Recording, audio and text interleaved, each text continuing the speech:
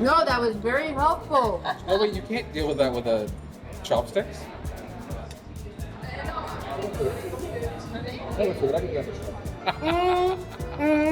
You'll make that face every time you have it. Every time. It's rich. I don't even know what to say.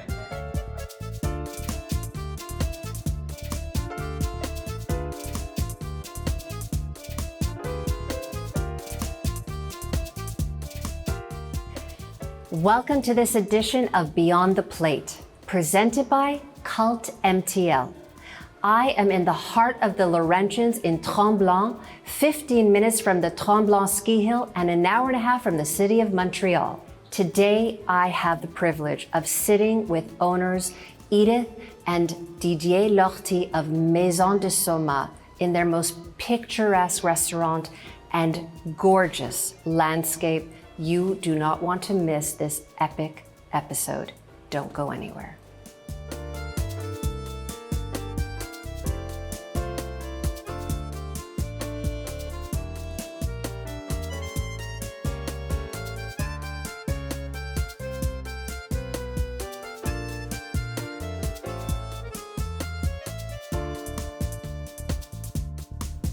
Tell me your first experience with food where your interest was piqued.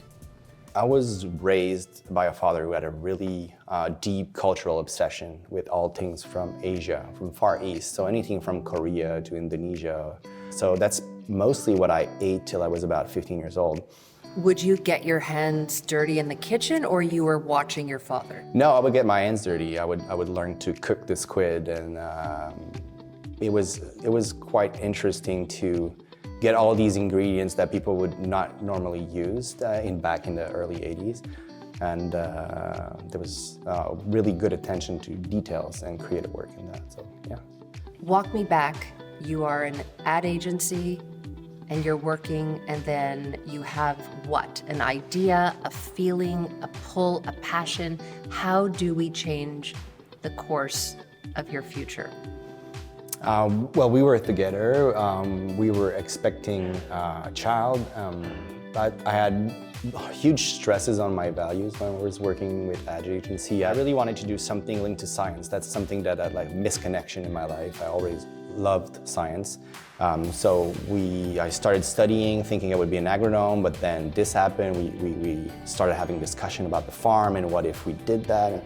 And so the dream kind of grew with us. And at a certain point, we found a piece of land that was just perfect for us. And then there was... And the dream, we didn't want to experience it only on ourselves. Yeah. We wanted to share it. Yeah. We wanted to have people experience it with us. It's like a bottle of wine. If you drink it by yourself, it's not as exciting as sharing it. So having a hub, having a village, and I was not even in the kitchen back then, and then I decided to hop on that train and start doing that. Idea, I want to play a game here. As you know, we like to preserve stuff. We like to ferment, so we don't import vinegar. We don't use balsamic vinegar or whatever. So we try to infuse or make our own things here. So here I have like either vinegars. I have some amino paste, which are fermented paste. I have chong, which are the sweets, like syrup. So I'd like you to just like pick your poison and have a taste of something and see what your impression is. Okay. Oh, there you go. Ooh.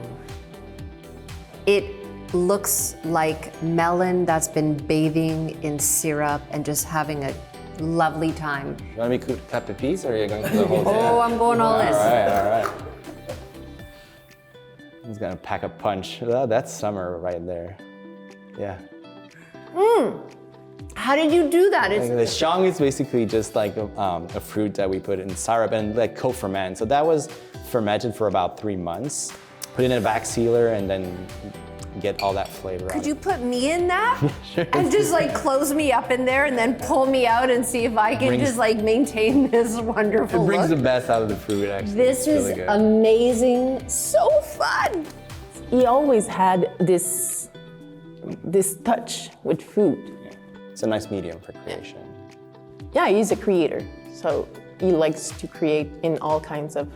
Because all creation is the same. Like it's like music, or I used to start my career designing visuals, but that kind of lack the depth that we can achieve with food, where you got the taste and the memory sticks with you, so it's nice.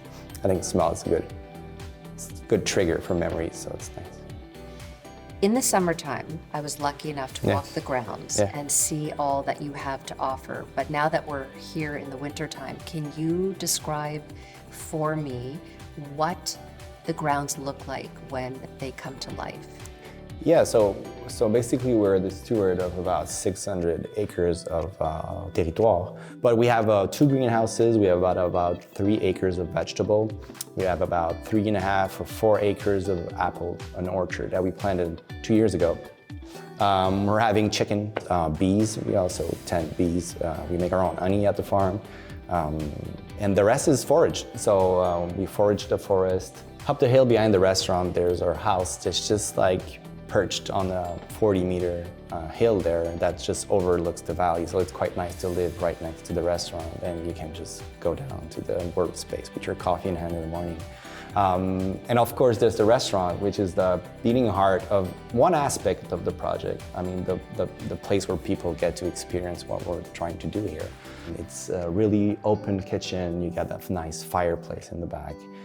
We also have a back kitchen where we do the lab work, and the prep work during the day. So it's a nice small kitchen accommodating 4 cooks, where we do all the prep works. DJ, what are you making me this evening? We're making you 2 dishes. The first one is a bison skirt that's been aged in kojitan. It is served with a smashed potato, butter, dog sauce, a bit of mushroom dust, and honey from our farm that was harvested last fall. Enjoy it. Let me know what you think about it. Yeah, that's the way to do it. Is that good? Yeah. Sweet, tangy, meaty. That is so good. I could cry. It's good meat, yeah. Oh my God.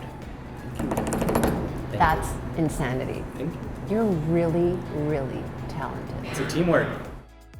So we designed the whole place, we did the 3D work, and We wanted also that in the design there would be artisanship in the accessory of the place, so that it translate what we do in the project. I think time is a pivotal concept, and we want to see this in the design that we output, like the plates, the ceramic work, the lamp in the back, but also in the food that we serve to people. Like most of the dish will have at least one ingredient that took a few months to make, up to a year. So time is a pivotal concept. So that design was really, the design style was really inspiring to us. Yeah. Oh, there's a very cohesive aesthetic. It's very strong. There's no question when you walk in, a sense of serenity and calm. So what you both set out for with your design approach, I could tell you works as soon as you walk in. It really starts when you drive into the driveway, but it gets really solidified once you walk through the front door. What's next?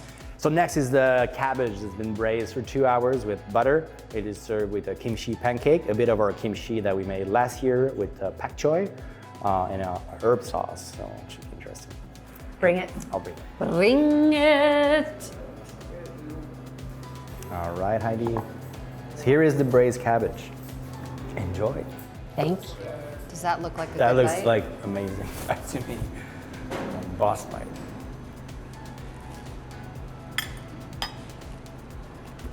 Stupendous.